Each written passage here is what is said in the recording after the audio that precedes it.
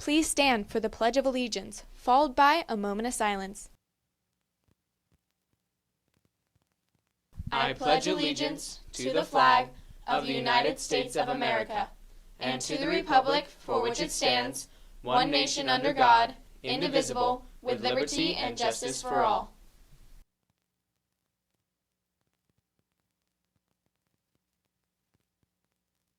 It's Friday, February 5th, 2016, and get ready to discover who revolutionized summer water wars. Most of us are counting down the days until summer, but we have no idea what we're going to do. Stay tuned to find out about a paid summer internship that you might be able to get half a credit for.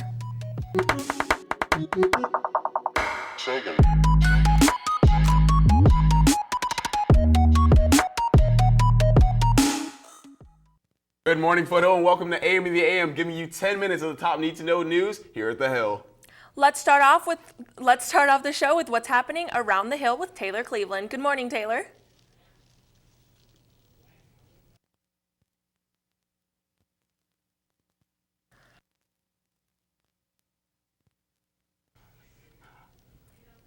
I'm back, and I'm still honoring African Americans who help make a difference in this world. This is Black History Heroes.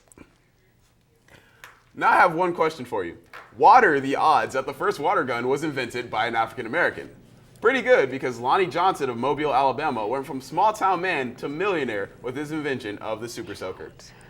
Now let's take a moment to thank the man who gave a whole new meaning to the phrase, sun's out, guns out. He revolutionized summer days, turning them from desert dryouts to water wars. Who's hiring? Each week, Marquise and I will spotlight a job that's looking for new employees. And the job this time is marshals. Part-time positions for merchandising associates are available if you feel like rolling the merchandise and taking a chance with this job. The application will be posted on FSTNews.com under the title Marshals Employment. For this application, you must have an account on snagajob.com. When we come back, find out more about the summer internship that pays. We'll be right back.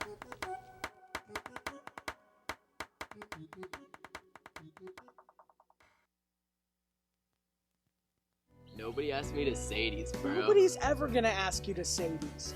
Bro.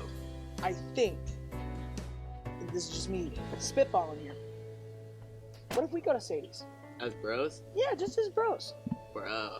Bro. Bro. Yeah. Bro. Bro.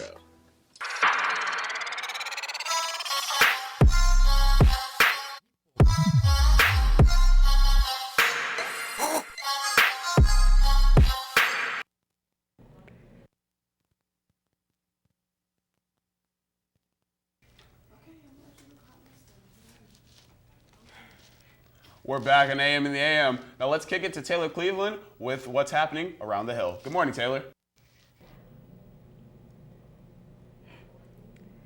I have an exciting announcement for all of the tech-savvy students here at Foothill. Hillside Hotwire is looking for anyone who owns a hoverboard to do a story on them and their experience with it. If you are interested in being the subject of this story, visit room 741.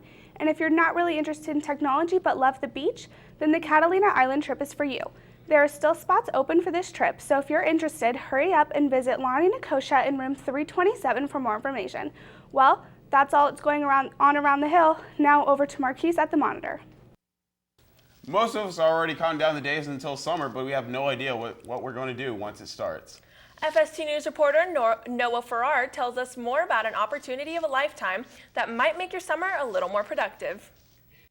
The Summer Business Institute is a paid 8-week internship for sophomores, juniors, and seniors aged 16 and above. Students will receive job experience and attend workshops to help decide future career paths. Students work Monday through Thursday for 8 hours a day and are paid $8.25 an hour. On Fridays, workshops are held with guest speakers to teach life skills, with participation possibly leading to half of a high school credit. Lisa Mendez tells us how students can increase their chances of getting accepted. Yes. One thing that gives the students points on the application is having a hardship in their life. So see me about that. To apply, you need at least a 2.0 GPA, and the deadline is 5 p.m. on February 19th. For more information or to fill out an application, see Lisa Mendez in the Career Center. You will find out if you've been accepted or not in the last week of April. This has been Noah Farrar, FST News. Once again, if you need any more information on the internship, see Lisa Mendez in room 503. Coming up after sports, find out what holiday is spotlighting the people who help us decide whether to wear a jacket or a tank top.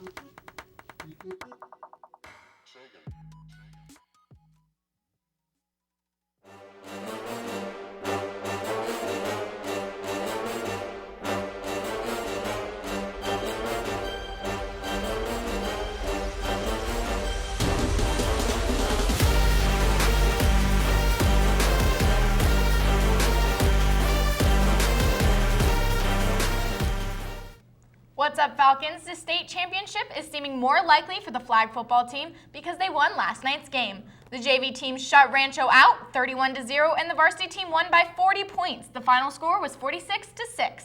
As for their next game, the JV flag football team has a tournament today and tomorrow over at Las Vegas High School, and their next game is on Monday over at Basic. The JV team kicks off the battle at 3:30, varsity is next at 4:30, and the freshmen are at last at 6. Bowling Regionals semifinals are on Monday. Then on Tuesday, they are having regional finals. And finally, on Wednesday, they have state championships. All of the matches are over at the Orleans at 3. The basketball team has a game on Tuesday here at the Hill against Coronado. The boys freshman team started all off at 3:30. Then JV boys and the varsity girls are up next at 5. And finally, the varsity boys and JV girls are last but not least at 6:30. Not only are all those games coming up, but there's one other big game on Sunday. FST News reporter Adrian Groneman is here with more. Get ready for great food, hilarious commercials, and the spirit of the game. That's right, we're talking about Super Bowl 50, which is this Sunday. With the Carolina Panthers going against the Denver Broncos, with the team seeming like a good matchup, it's going to be a pretty intense game. It seems like most of the people think that the Panthers will win this year. I think the Panthers are going to win the Super Bowl. I think the Panthers are going to win the Super Bowl. I honestly think the Carolina Panthers are going to be the Super Bowl champions this year. The Panthers do have a more dynamic offense than the Broncos, so that helps them out. But the Broncos do have a bit of a better defense, which could stop the Panthers' offense. The Panthers have much more rushing style of offense, whereas the Broncos have a passing style. That means the Panthers are more likely to run the ball, and the Broncos will most likely pass most of the time. With overall stats of the Panthers' defense is not as good close to the Broncos, so the Broncos seem like they are going to be ready for anything. But they aren't going to be as good on the offensive side. So it sounds like and seems like it is going to be a very, very close game. This has been Adrian Groneman with FST News, now back in Zach at Summer with sports. I knew it was going to be a good matchup, but it seems like the Broncos are the underdogs in this fight. Yeah, but no matter what happens, I think it's going to be a good game. Yeah, I completely agree. It's going to be a very close game and a tough one for the Broncos defense, especially with Cam Newton at the quarterback. He's very dynamic and versatile. He can throw it, run it, or even hand it off to the running back. I'm just hoping it's not a blowout game. Like the last game the Broncos played in the Super Bowl, it was like 43-8. I think it was about that much. And sadly, the Broncos are your favorite team, but it's going to be a very close game. Well, I know we could talk for hours about how the game could go and endless possibilities of what might happen, but we have to hand the show back to Ariel and Marquise. Another day, another FST giveaway. In the spirit of Sadie's, we're going to be giving away another set of Sadie's tickets for someone and their date. All you have to do is answer the question of the day. That's right, Ariel, and the question of the day is, what is the theme of Foothill's Sadie's? Hint, it's on all the Sadie's posters around the school. Tweet us the answer with the hashtag FST giveaway, and you could win free admission into the only FST News hosted Sadie's. It's not clear if we'll have a Sadie's next year. Hey Ariel, what did the sunshine say to the fog? What? You won't be missed. What's a cloud's favorite drink? What? Mountain Dew. Are you trying to tell me something? Yeah, it's National Weatherman's Day. National Weatherman's Day happens each year on February 5th and started in the year 1774. So take a couple minutes out of your day and show some appreciation to the people who report on the weather, or even come up with a weather joke. Coming up with them is a breeze. Well, there you have it. Join us next week on AM in the AM, where we'll have more need-to-know news for your view and pleasure. I'm Ariel Byres. And I'm Marquise Parker. Don't forget to follow us online when we are on the air. We're on Twitter, Snapchat, and Instagram as FST News. Stay gold, Falcons.